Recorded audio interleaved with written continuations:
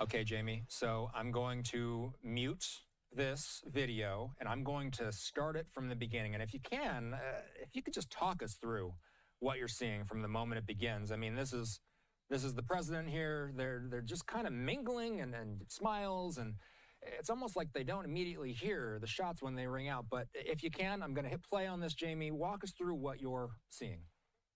I mean, it looks like a typical thing with the president at the, as you said, it's normal conversation. Everyone's relaxed. We don't see anyone jumping or running.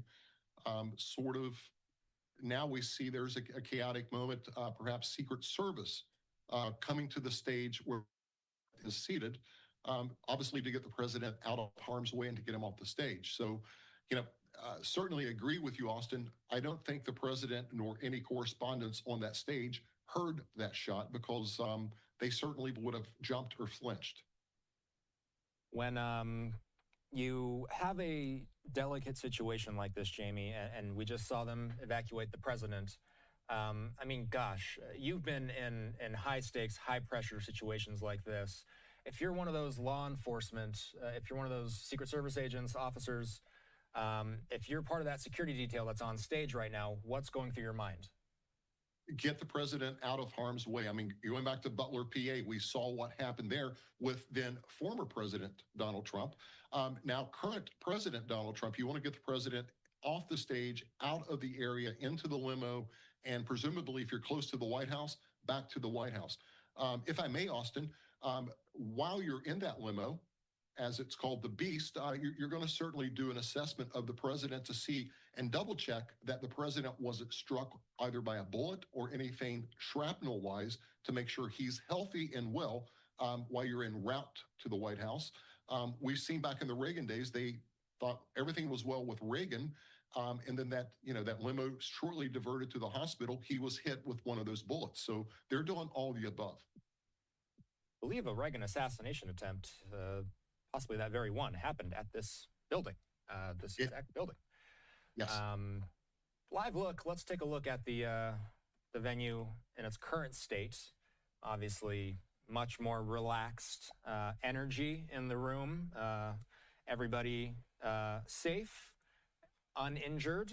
Officially hearing from the Associated Press that the president was unharmed. The vice president was unharmed during the situation. Security did escort him out of the venue. And then we just heard moments ago, Jamie, that the president is going to be giving a press briefing sometime shortly here at the White House. The incident happened during a pretty high-profile event, and now we are watching, as you described and as Hal Kempfer described, a number of people who witnessed this. And my gosh, Jamie, I'm asking you about the law enforcement, what's going through their mind when this is going on. I mean, it's hard to imagine being one of the guests in attendance while all of this is happening. I mean, that's your worst nightmare, to go to anything where the president's going to speak and be a part of, and you have this type of incident go down. So, certainly as a guest or a correspondent, they're covering that. Now they're part of this news story, Austin. That's something we're leaving out. They've witnessed this. They've witnessed potentially hearing that shot. So, they're now going to transfer from correspondents, if you will, to potential witnesses by the United States Secret Service and the Capitol Police and the D.C. Police. So, it's certainly different. No one expected this. The other thing is these venues are tightened down. No one moves unless the Secret Service allows them to move. Certainly, they should be videos somewhere as to what happened, how this assailant arrived there. And then you want to make sure that he's a lone wolf and no one's outside that could potentially be another threat that we've not seen. And that is something that we're all curious about. There are still a lot of details unknown. It'd be interesting to know if the president perhaps is able to give us some insight into where the investigation stands. It's very possible that they're so early in the investigation that there aren't too many concrete facts. That simply is the reality of these situations sometimes. This is what the Secret Service sent out moments ago. Anthony Guglielmi, he's their comms person. He says the U.S. Secret Service, in coordination with the Metropolitan Police Department, that's on the field, I have a helmet, pads, and the offensive line to protect me. Off the field, I have First Western Bank to protect my magnetometer screening area at the White House Correspondents Dinner. The magnetometer screening area, Jamie, so this, correct me if I'm wrong, this would be right at the security perimeter. Does that sound about right? Absolutely correct. You're going to have an outer perimeter, then you're going to have an inner perimeter of any of these events, and that magnetometer is going to be in the inner perimeter as you enter the building for the Correspondents' Dinner. So, here's something we haven't really spoke about. I think Hal may have covered it. You're going to have overwatch on the adjacent rooftops, Austin, to protect in a sniper position to look for any potential threats. I'm pretty surprised that he made it that far without being challenged by any law enforcement or the Secret Service. So it's quite surprising he made it all the way to the magnetometer without being noticed. So the Secret Service sending this out, they say the President and the First Lady, they're safe along with all protectees. They say one person's in custody, and the condition of those involved is not yet known, and law enforcement is actively assessing the situation. So some of these details could change. The bottom portion of this statement, the condition is not yet known. The law enforcement, they're actively assessing the situation. But they do say one person's in custody, Jamie. What's the value, and what kind of questions are they going to be asking this person? If I was there on that detail, my first question, I would want to know, hey, are you acting alone? I mean, we don't know if he had someone that dropped him off. And like I said, I'm very surprised he made it up to that inner security area. And more importantly, you've got to kind of build a timeline very quickly to assess where he may have been staging. That's another question. Is there items left behind that he couldn't carry up to that magnetometer in fear of being cited by the police? So all the above kicks in, and then of course you can't leave any potential victims, witnesses, whether it's eye or ear witnesses. They're all important, and it's going to be treated just like a criminal case that we see every day play out on the news cycle. With the exception, I would suggest we'll see Mayor Blauser probably show up at the scene, and I wouldn't be surprised if Jeanine Pirro doesn't make an appearance, as she's the U.S. Attorney for D.C. Some in the crowd reported hearing 5 to 8 shots being fired, as we have this camera feed of some of the process as they clean up and exit the venue. They were asked, the person in custody, I'm just reading from the Newswire here, a person is in custody after shooting incident near the security checkpoint. So that's the AP saying security checkpoint, Secret Service saying the magnetometer. The president posted on Truth Social saying that the shooter had been apprehended, and the Secret Service confirming that as well. This all happened before really the event's proceedings even began. They were having dinner, and they were about to presumably get into some of the entertainment and some of the speeches of the night. We're going to hear from Oz Perlman, from the president himself. We did hear from the president of the White House Correspondents Association. She made some brief remarks. She was the only one who made any remarks until the security situation started. And then ultimately, she was the one that came out on stage moments ago and said this. This is the only update we've heard from the podium since the security or since the shooting happened. Let's listen into this one more time.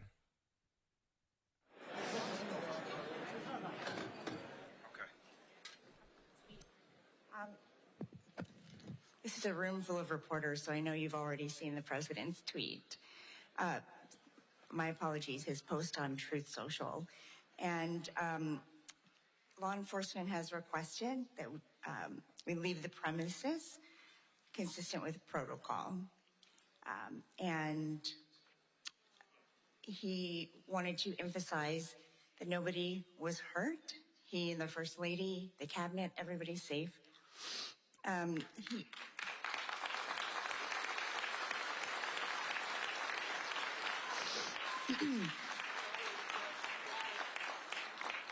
The president will be having a press briefing at the White House in 30 minutes.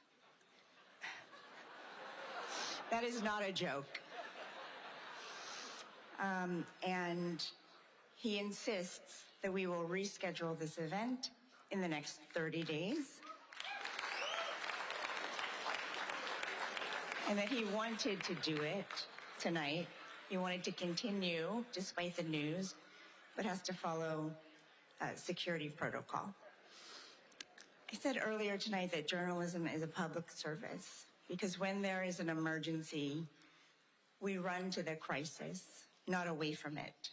And on a night when we are thinking about the freedoms in the First Amendment, we must also think about how fragile they are. I saw all of you reporting, and that's what we do.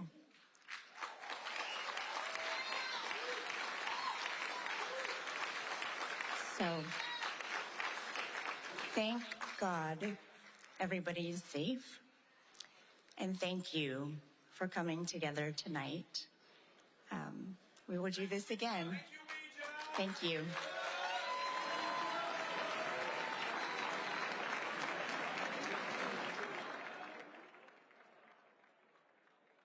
And we will wait for word from the president at some point in the next, well, we expect it any moment now, I guess, at this point. She said a half hour back when she gave that speech, but President Trump just posted this. We haven't had this yet. Law enforcement have requested that we leave the premises consistent with protocol, which we will do immediately. I will be giving a press conference in 30 minutes from the White House press briefing room. The First Lady, plus the Vice President, and all cabinet members are in perfect condition. We will be speaking to you in a half an hour. I have spoken with all the representatives in charge of the event, and we will be rescheduling within 30 days. The president posted that 25 minutes ago. So 25 minutes ago, he said it's going to be in about 30 minutes. So any moment, we expect to hear from the president. We did just get a feed in from the White House. It's on color bars right now, so I won't show it. But presumably, any moment, we expect the president's press conference will start. We still have law enforcement expert Jamie Copenhaver here on the line with us. And Jamie, while we await the president's remarks, I know you were looking at this shot inside the room, and you noticed, looked like there were some law enforcement officers combing through, correct? Absolutely. That one shot that we had up earlier, you could see a couple of uniformed Secret Service officers milling about the crowd with clipboards and papers, presumably looking for anyone that may have seen something. They're looking for witnesses, Austin. It's a fluid case. It's an ongoing investigation, and they want to track down anyone and everyone that either saw or heard this. Law enforcement expert Jamie Copenhaver joining us. Always appreciate you, Jamie. Thanks. Thank you, Austin. Good to be with you. Yeah. So we're going to stick with this. We don't know exactly when the president's speech is going to begin, but once it does, we'll take it in full, uninterrupted. We did just get a camera feed plugged in from the White House, taking some photos of the podium. No doubt some of the very people who were expecting to have a normal dinner at the White House Correspondents Dinner tonight, no doubt some of those people may very well be in this White House press briefing room. After all, it is the White House press corps that was being honored at the dinner. And now, bizarrely enough, it's the White House press briefing room where this debrief is going to take place. The president, the first lady, and the vice president all going to be in attendance. President Trump saying, law enforcement have requested that we leave the premises consistent with protocol, which we will do immediately. I'll be giving a press conference in 30 minutes from the White House press briefing room. The First Lady, plus the Vice President, and all cabinet members are in perfect condition. We will be speaking to you in a half an hour. I have spoken with all the representatives in charge of the event, and we will be rescheduling within 30 days. So again, that post came out just under 30 minutes ago. We expect to hear from the president any moment now. That wasn't the only social media post he made today, by the way, or he made within the past hour, I should say. His initial social media post said, quite an evening in D.C. Secret Service and law enforcement did a fantastic job. They acted quickly and bravely. The shooter has been apprehended, and I have recommended that we let the show go on, but will entirely be guided by law enforcement. They will make a decision shortly. Regardless of that decision, the evening will be much different than planned, and we'll just plain have to do it again. So this is what happens before a press briefing starts. You see a number of people walking up to the podiums. They'll do some audio checks, some video checks. They got to get all their audio and video in order before they start the briefing. So we'll just keep an eye on this room. We'll keep an eye on the White House. The president, just to reset for anybody who may be tuning in, was at the White House Correspondents Dinner, an annual event that the president has actually never attended as sitting president. He has not been to the Correspondents' Dinner while he's been in office. So this was the first time he was in attendance. They were just getting the festivities underway. The White House Correspondents Association's president gave some opening remarks and then said, "Enjoy your dinner." It was only, minutes of them enjoying their dinner when we heard this sound. This was earlier in the evening.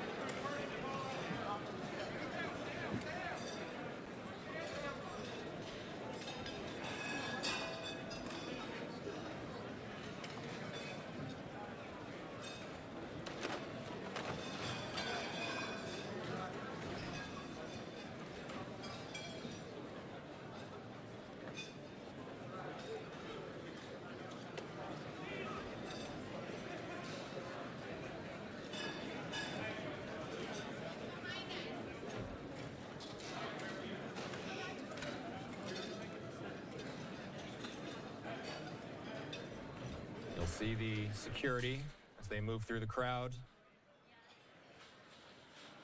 And they'll exit as a group. Just off the stage. In a moment, I'm going to re-rack this to the beginning so you can hear the shots one more time. Let's re-rack it now. Again, listen in.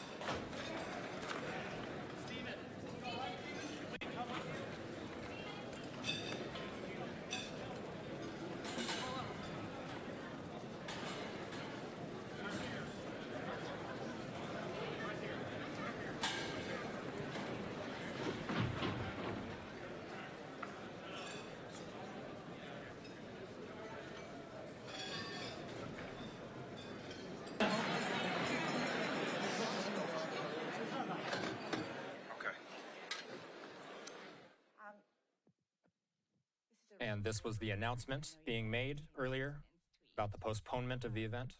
My apologies, his post on Truth Social. And law enforcement has requested that we leave the premises consistent with protocol. And he wanted to emphasize that nobody was hurt. He and the First Lady, the cabinet, everybody's safe.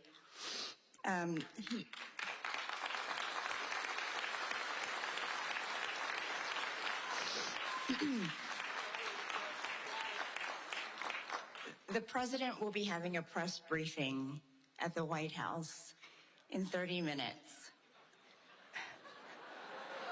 That is not a joke. And he insists that we will reschedule this event in the next 30 days. And that he wanted to do it tonight. He wanted to continue despite the news, but has to follow security protocol. I said earlier tonight that journalism is a public service because when there is an emergency, we run to the crisis, not away from it.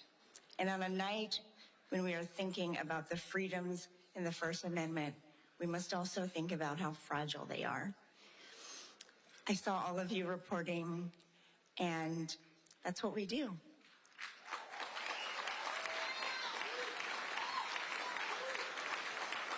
So,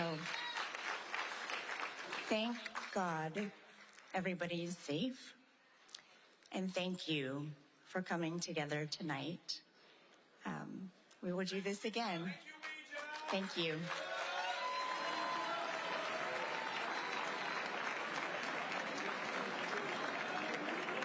That's a tough thing to do. We are racking up a second vantage point. And by the way, just want to make everybody aware that this press briefing is slated to begin any moment. The president will address what happened at the White House Correspondents Dinner. Everybody in the Trump administration safe.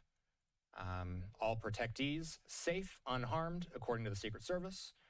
The president, in his own words, gonna tell us what he knows. We'll take that live as soon as it begins. I'm Austin Westfall. We've been re-racking some of the footage of the situation itself. We've been playing that angle for you for the majority of the evening. We got a second angle of when the security situation started happening, when the shots began ringing out. I was listening to this. It does sound a little tougher to hear the gunshots, but still, you can see the aftermath. Let's watch. This was earlier.